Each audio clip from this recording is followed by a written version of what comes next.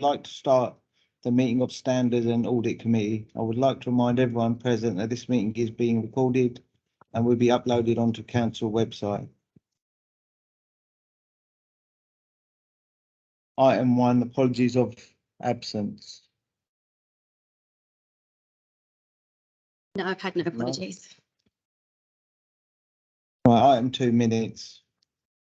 I move the minutes of Stand and Audit Committee held on 7th of July 2022 be approved as a correct record. Does any member have comments on the minutes? Right, item 3, urgent items of business. I've agreed to the committee receiving a verbal update from Rachel Britton on external audit. Hey, Rachel, you can go ahead. Thank you, Chair, and thank you for adding me into the agenda and also allowing me to dial in. You probably can't tell, but I'm not actually local this evening. I won't take up too much of your time. I was just conscious that initially we had intended to report back to this committee some of our audit findings, so I felt I should give you a brief update on our position. So the audit has progressed well since my last update to you at last committee, and we have completed a number of our procedures in the lower risk areas. However, I'm not currently in a position to conclude the audit.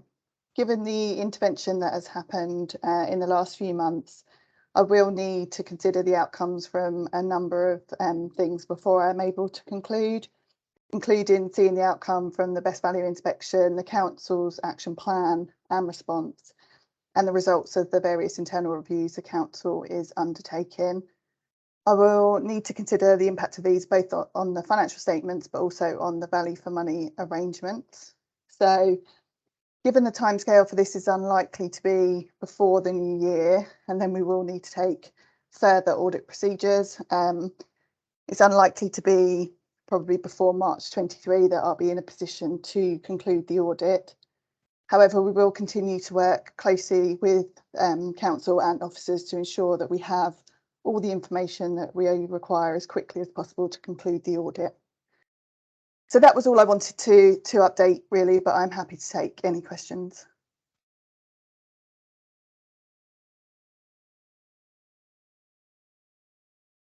Thank you, Rachel.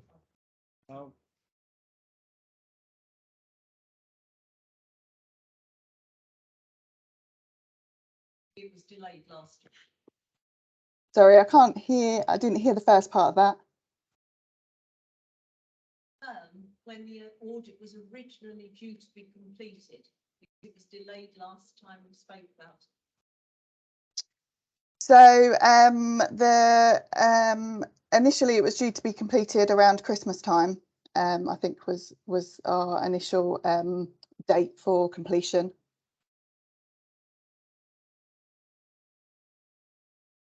Thank you.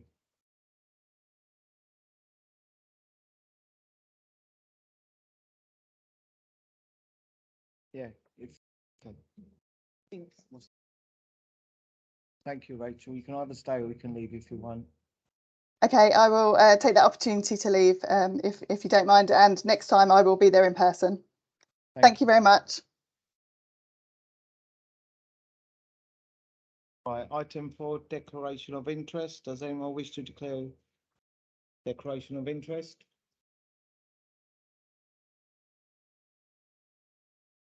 Right, item 5, annual complaints and inquiries report 2021-2022. The report can be found on pages 15 to 27 of the agenda. Can I ask Lee Henley to present his item, please? Thank you. So the detail really complaints, that's on page 21, I think it's one. For adult social care complaints, that's on page 37. For children's social care complaints, that's on page 61. In terms of complaint volumes, there has been an increase in complaints compared to the previous year. Main reasons for that is that we've had an increase in waste complaints compared to the previous year. The main reason for that was because around the time of industrial action last year. In addition to that, we've had an increase in housing repair complaints. The main reasons for that was period of reports impacted on the COVID timeframes, and a number of our housing repair contractors at the time had staffing issues due to staff isolation, and there was also some material shortages. And we've had an increase in cleaning and greasing complaints. The main reason for that was that those staff were supporting the temporary waste disposal sites because of industrial action. So as a result of that, they then suffered delays in progress in the running. So has been an increase, but we've been on reasons for that. In terms of our another key complaints measure, which is our percentage of complaints that are upheld, our target is 38%, lower the better, to 39% of complaints upheld. So just above our target, but lower the better.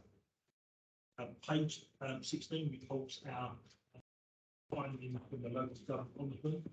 So they produce a following report. So that contains 23 LDO findings, and 12 of those findings of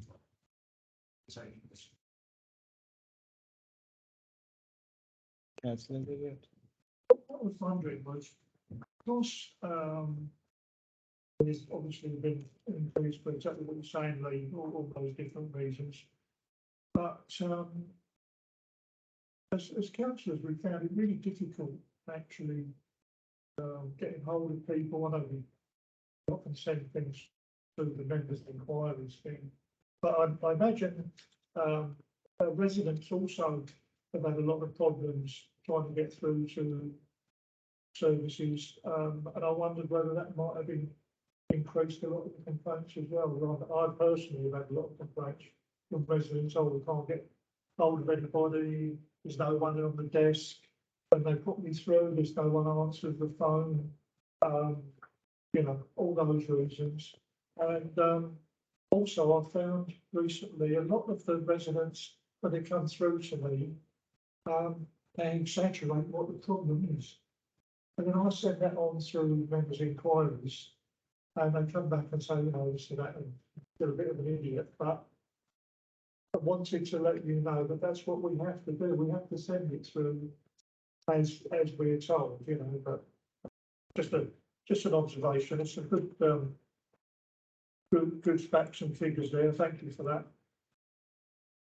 Following on from Councillor Rudyard's comment there, in Tilbury, where I'm a councillor, a lot of people I've spoken to in surgeries, many of them are not confident to use the digital system. You know, some are elderly, some can't afford them. So I know we automatically get the pre-prepared note reminding us to tell people to go that way, but I think it's important that there's a very clear route for those who do not wish to use that or are unable to. Yeah, I totally agree, Councillor. I just answer Councillor Lydiard's question in terms of you know, availability of staff. Not seeing a massive number of complaints around you can't hold staff in a few, but certainly not a reason that resulted in a main increase. I think as reported, there's still some areas whereby residents are reporting delays, so it's maybe the timely response back from service areas. So there's some learning on some of that within some service areas. In terms of the question around our digital channels, 100%. We would not expect. We know there's some residents that haven't got that access to that kind of the internet. So we would never cut those off. More than happy for members to support those to continue to raise members of those. Has there been any learning from the people that put these systems in? Because in the old days, we used to identify the project. We used to test the product with our residents or our officers. We used to have a fantastic sort of program of advertising exactly.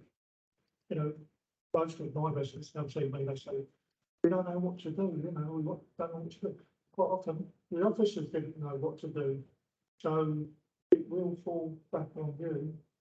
It's getting better, But there really is a criticism of the people that put the system in the first place, because they just assumed people would automatically know what to do.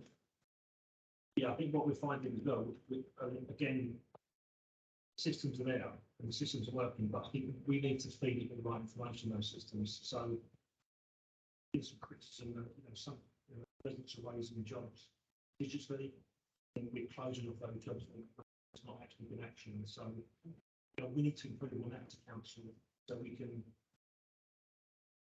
still get competency members to promote residents to raise the digital. So there's more work that needs to be on that. Thank you. And also adding to that, I think it'd be good for the council to promote how to make a complaint as well here and there, because obviously you can go online and tap it in, or you can email, or people can phone, but just putting awareness out here and there in a paper saying this is how you make a complaint, this is how we can help the council.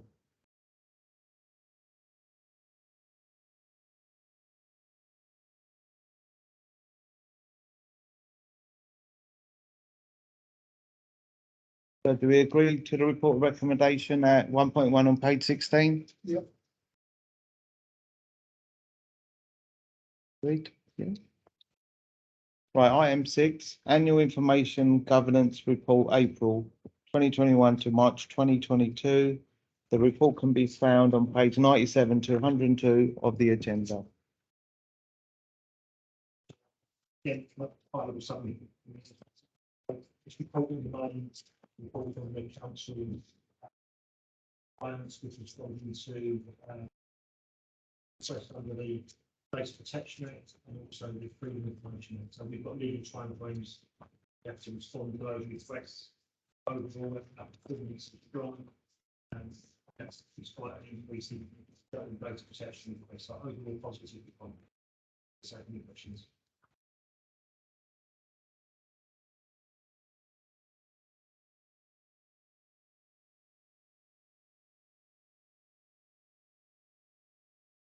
Yes, Councillor Bateman. On page 104, can you explain what legal professional privilege is?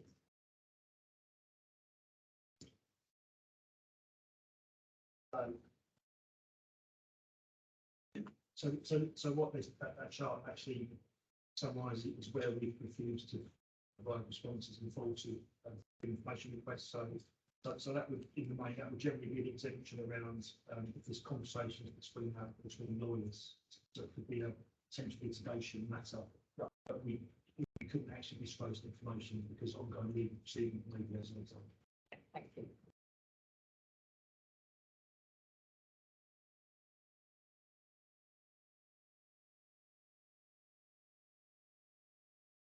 Do we agree to the recommendation, paragraph 1.1 on page 97?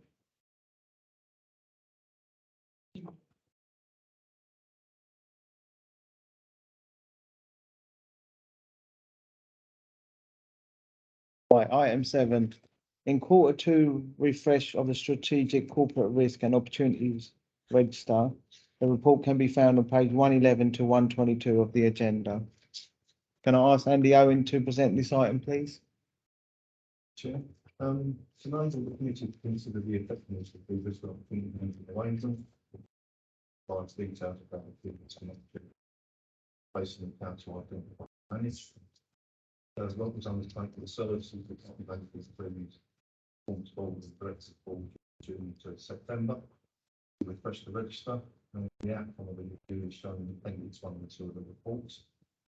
Appendix 1 is a dashboard table, and that provides a summary of the items contained in the register against the council priorities. Appendix 2 is the risk not included in the focus report, and it highlights the high priority items identified by the reviews. A summary of the position for each in focus item is included under section 3.3 of the report. And the rationale for painting 26 themes include 12 are automatically becoming focus, and 9 of 8 are considered on the total basis for the committee's information. The criteria guide for impact and likelihood levels are included under appendix 3. shows the guidelines used to rate the brief summary. On page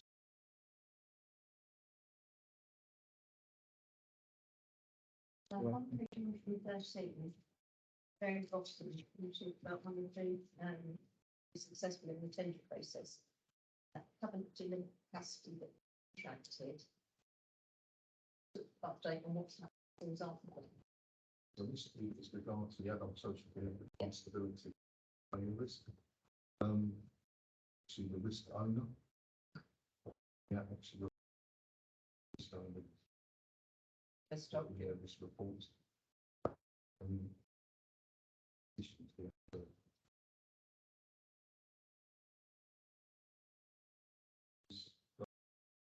That.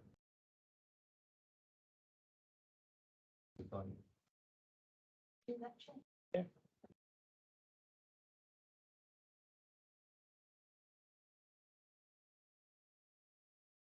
Any more comments? No. So agree the report recommendations at paragraph 1.1, 1.2, 1.3 on page 111.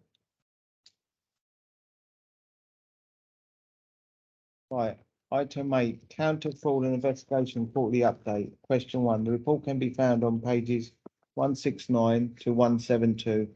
Can I ask Paul Greenway to present this item, please? Thank you, Chair. Summary of the overview provided for the committee. The counter fraud investigation department continues to support the council and its wider partners. They work proactively to protect the public purse where necessary.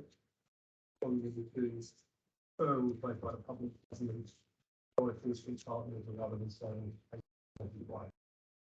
This report is for quarter 1 of 22-23, April through to July. The report for the municipal means so the reporting of the duty behind to the normal areas. As can be seen, figures provided show that there's been 12 suspected reports of fraud during that period of time. 6 investigations were closed and no further arrests and fires were done by identified. And there was one case which was the recovery of used by tenants, other than actuations of the council for license for hours. The actual investigation will be wide open, as you can see, and that actual investigation is across the board for the whole period. That's what remained open, shown open at the end of July, June 2022. That is continues to support where the government function does, and that would bring things away from the council space. We have a set plan for 22-23, continuing that support to council, and that would be closely aligned with the housing services that we see as high risk in social care because of abuse. People wanting to maximise they have, that may be fraudulent activity. So we are very alive to that, ensuring that we have lines of intelligence and information flowing to us, allow us to take action where necessary. Work with the housing department entity as opposed to reactive. So there's no change to any of the plans, 22-23. I'm happy to take questions where necessary.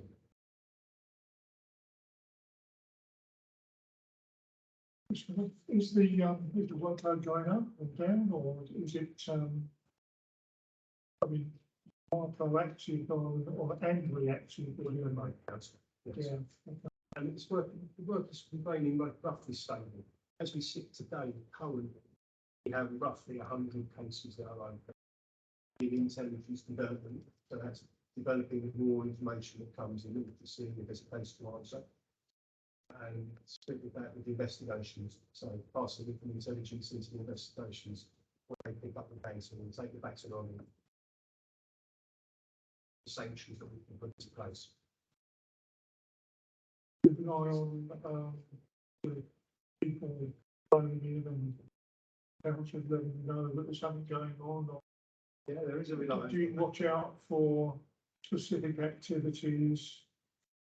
You know, people that are Yeah, sort of just pushing too hard, or we work very closely with the departments within the councils and then really within those departments. They realise things and they see things and they have the relationships with the residents. They are very keen to so take that direct referrals as well.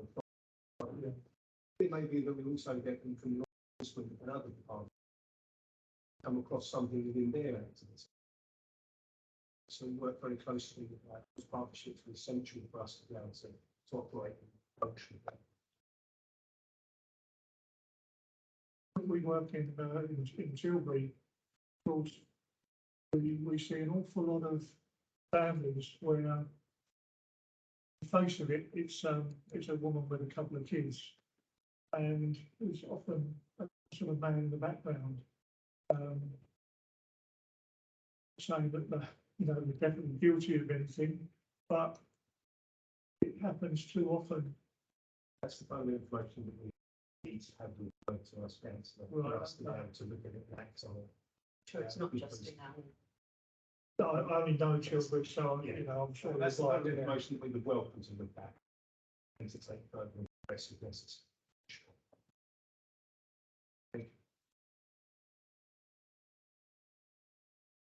Any more questions? Thank you. Just a question, I would remember them. So I could. There is a report act done. It's all in the website, I believe. There is also a published email address. All accessible via the portal of the council.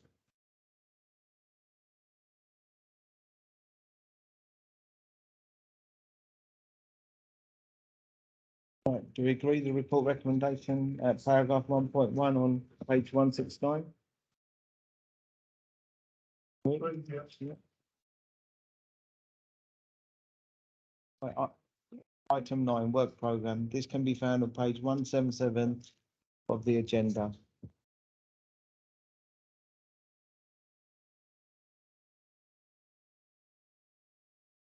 Does any member wish to comment?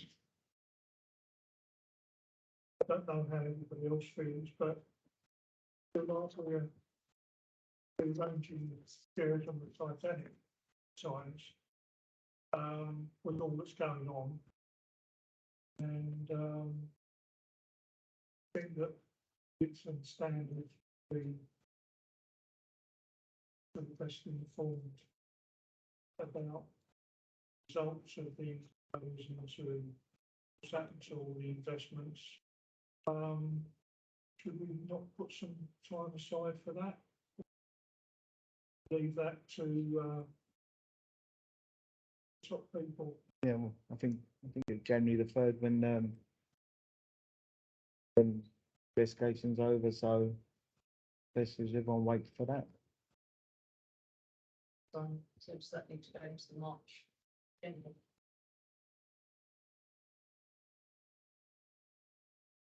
I'll make a note of it and Yeah. take it to officers.